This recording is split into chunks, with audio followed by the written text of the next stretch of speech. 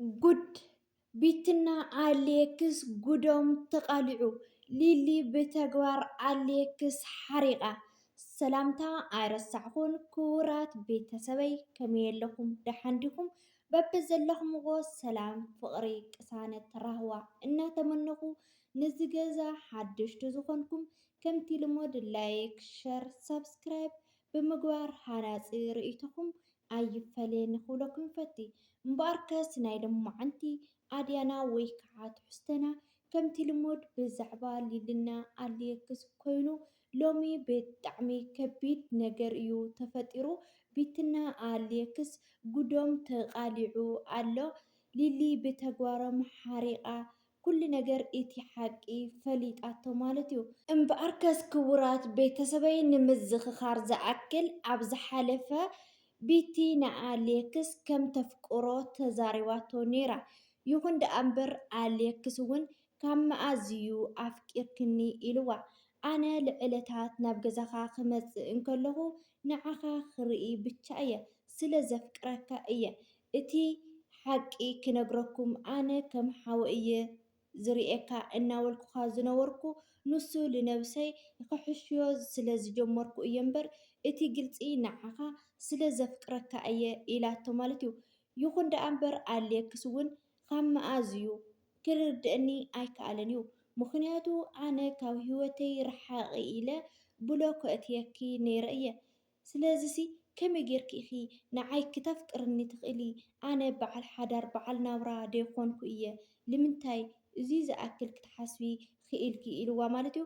ይኹን ደኣ እምበር ቢቲ ደሞ ይርድአኒ እዩ በዓል ሓዳር በዓል ናብራ ከም ዘፍቀርኩ ግን ደሞ ክብረይ ንዕሊ ኩሉ ደሞ ከም ዘውርድ ዘለኹ ይርድአኒ እዩ። ግን ክርድአካ ኣለዎ ኣነ ኣፍቂረ ለፍቀረ ሰብ ደሞ ምንም ክትገብሮ ኣይትኽእልን ኢኻ። እቲ ሓቂ እየ ዝናገረካ ዘለኹ እስካብ ሕጂ ልነብሰይ እየ ዝዕሽያ ዝነበርኩ ልነብሰይ ልኸዳምፅ ኢለ ኣስታት ካብ ስርሐይ ሓዲገ ነብሰይ ከዳምፃ ኢለ ካባኻ እውን ቁሩብ ርሒቐ ነይረ እየ። ግን ነብሰይ ኩሉ ነገር እቲ ሓቂ ንገርዮ ዝብል ስምዒት እዩ ዝነግረኒ ነይሩ። ስለዚ ኣሌክስ ክትርድአለይ ኣለካ በጃኻ ኢላቶ ማለት እዩ። እምበኣርከስ ክቡራት ቤተሰበይ ቢቲ ሓፍትና ኣነ ከምዚ ክኸውን ጭራሽ ሓሲበዮ ኣይፈልጥን ነይረ። ግን ደሞ በቃ ኣበይ ከም ዝውድቐካን ኣበይ ከም ዝመልሰካን እግዚኣብሄር ኣይትፈልጥን ኢኻ። ስለዚ ኣነ ብጣዕሚ ኣብዚ ሕዚ ሰዓት ከፊእኒ ኣሎ እናበለት እናነብዐት ንኣሌክስ ከም ዝተዛረበቶ ርኢኹም ነርኩም ኢኹም። ይኹን ደኣ እምበር ኣሌክስ እውን ምንም ክርድአኒ ኣይከኣለን እዩ። ምክንያቱ ከመይ ጌርኪ ኢኺ ቢቲ ትጋገ ኣለኺ ኢኺ እዚ ሓሳብ ትኽክለኛ ኣይኮነን እዩ ኢልዋ ማለት እዩ። ግን ደሞ ቢቲ ሓፍተይ ብልነውዐቶ ቁፅሪ ብጣዕሚ ኣሌክስ ተቆጢዑ በቃ ግደፊ ኣይትንምዒ ኣነ ካብ ብሎክ ከውፅአ ክድውለልኪ እየ ተረጋግዒ ንስኺ ብቻ ኢልዋ ማለት እዩ። ቢቲ ሓፍትና ደሞ ክቡራት ቤተሰበይ ብሓቂ ከቢድ ነገር እዩ እዚ ነገር እዚ። ምክንያቱ ለበዓል ሓዳርሲ ከመይ ጌርካ ክተፍቅር ትኽእል? ዋ ኣቱም ህዝቢ ናይ ባዕልና ሂወት ፍጠረልና ኢልና ደኣ ክንፅልልና እምበር ላብና ሰብ ሂወት እንታይ ኣለና? በዓል ሓዳር በዓል ናብራ ምዃኑ እናፈለጠት ከመይ ጌራ ክተፍቅሮ ክኢላ? እና ብጣዕሚ ሎሚ ጉዶም ናይ ቢትና ኣሌክስ ተቃሊዑ ኣሎ እቲ ሓቂ። ስለዚ ነዚ ቪድዮ ሕጂ እውን ላይክ ግበሩ። ላይክ ምግባር ንኣኻትም ኣይትጎደእኩምን እያ። ኣቱም እዚ ሕስድና እንተኮይኑ እምበር ላይክ ምግባር ኣይትጎደእኩምን እያ። ካብኡ እውን ሓደ ሓደ ኣለኽን ማለት እዩ ምድረ ደነዛት ዝወረድክን ማለት እዩ ሕማቕ ዘረባታት ሕማቕ ፅሑፋት ተፅሕፋ እምበር ካልኦትኩም ክቡራት ቤተሰበይ ብጣዕሚ እየ ዝፈትወኩም እና ካብ ከምዚ ዓይነት ሕማቕ ነገር ምፅሓፍ ተንቁጠብ። ምክንያቱ ንዓይ ጥንካረ እዩ። ንዓይ ሓንቲ ኮሞት ዶላር እያ ብዙሕ ገንዘብ እዩ ዝሓሰበለይ። ንዓኻትን ግን እቲ ዘለኹን ደረጃ እዩ ዘርእየኒ። ምክንያቱ ንስኻትን ሰሪሕኽን ንባዕልኽን ተለዊጥክን ንቤተሰብክን ክትልውጣ ክትክእል ኣለክን። ካብኡ እውን ዩቱብ ማለት ድርጅት ናይ ባዕልኻ እዩ። ኣብ ዝደለካ ሰሪሕኻ ትለቀሉ እዩ። ስለዚ ክቡራት ቤተሰበይ እንተልበለክን ኣብ ከይለወለክን ይበሃል።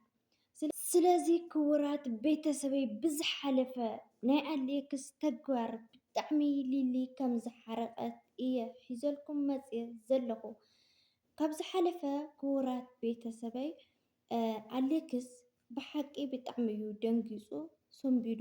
ምክንያቱ ኣብ ዝሓለፈ እውን ርኢኹምዋ ነይርኩም ኢኹም ቢቲ ዓርሲ ከጥፍእ እየ ንኣሌክስ ተዘይረኸብኩ እያ ኢላ ነይራ።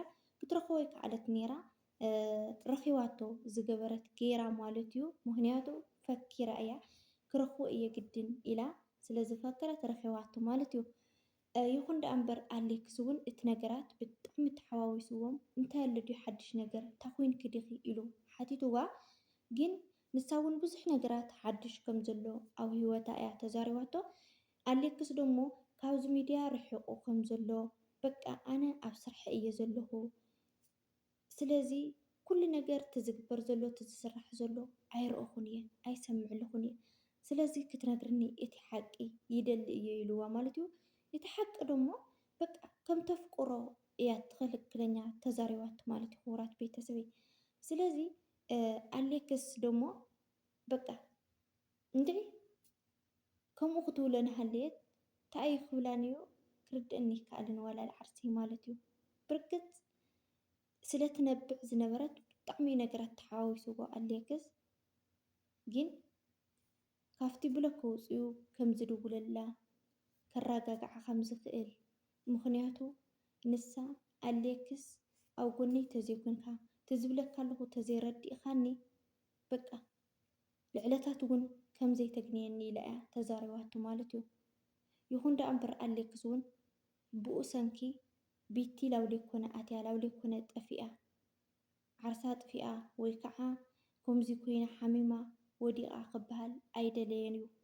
ንምርግጋዕ ዝኣክል ደሞ ኣጆኺ በቃ ክድውለልክ እየ ኢልዋ ማለት እዩ። ከንፈሩ ስዒማቶ ማለት እዩ። እዚ ትክክለኛ ኣይኮነን ምክንያቱ በዓል ሓዳር በዓል ናብራ ኣፍቂረካ እያ ዋ ካብኡ ከዓስ እስካብ ከንፈሩ ምስዓብ ለምፅስ እንታይ ኣለዎ? ስለዚ ክቡራት ቤተሰበይ ብሓቂ ፍቅሪ ሓደ ምስ ሓንቲ ተፋቀሩ ሓቢርኩም ፅንዑ እዩ ዝብለና እምበር ናብ ናይ በዓል ሓዳር ሰብኣይ ኣቲኹም ተደረባ ኣይኮነን እዚ ዝሙት እዩ። ስለዚ ክቡራት ቤተሰብ ክነስተውዕል ኣለና ሂወትና ኣብ ምንታይ ተዕርፍ ክንፈልጥ ኣለና ንነብስና ክንሽውዳ የብልናን እና ሎሚ ብቲ ክቡራት ቤተሰበይ እቲ ሓቂ ኣሌክስ ንምንታይ በቃ ከምኡ ክኸውን የብሉን ከም ዝበላ ርኢኹም ነይርኩም ኢኹም። ግን ደሞ ሊሊ ብተግባር ኣሌክስ ብጣዕሚ እያ ሓፊራ ምክንያቱ እቲ ጉዶም እቲ ሓቂ እዩ ተቃሊዑ ዘሎ። እቲ ሓቂ ደሞ ኣብ ሚድያ ስለ ዝርአየቶ ብጣዕሚ እዩ ገሪምዋ ምክንያቱ ከምኡ ሓሲባቶን ከምኡ ተፀቢያቶን ኣይትፈልጥን እያ። ከም ሓዊ እየ ዝሪኦ ለኣሊክ እናበለት ላብ ገዛ እያ ትኸይድ ነይራ። ብኡ መጠን እዩ ዝመስላ ነይሩ እምበር ከምዚ ላብ ናብራኣ ላብ ሓዳራ ከም ዝኣተየት ኣይትፈልጥን ነይራ ማለት እዩ። ስለዚ ክቡራት ቤተሰበይ ብሓቂ እዚ ነገር እዚ ከቢድ እዩ። ናብ ከቢድ ኩነታት እውን እናምርሐ እዩ ዝኸይድ ዘሎ እና ነዚ ቪድዮ ላይክ፣ ሸር፣ ሰብስክራይብ ብምግባር ሃናፂ ርእይቶኹም ኣይፈለየኒ ክብለኩም ይፈቲ። ከም ዝፍለጥ ኣብ ዝሓለፈ ቢቲ ከም ተፍቅሮ ተዛሪበ ነይረ እየ ከምኡ እውን እንደ ኣሌክስ ከም ዝረኸባ እውን ነጊርና ነይርና ኢና። እቲ ነገራት እውን እናተቃልዐ ይኸይድ ዘሎ ማለት እዩ።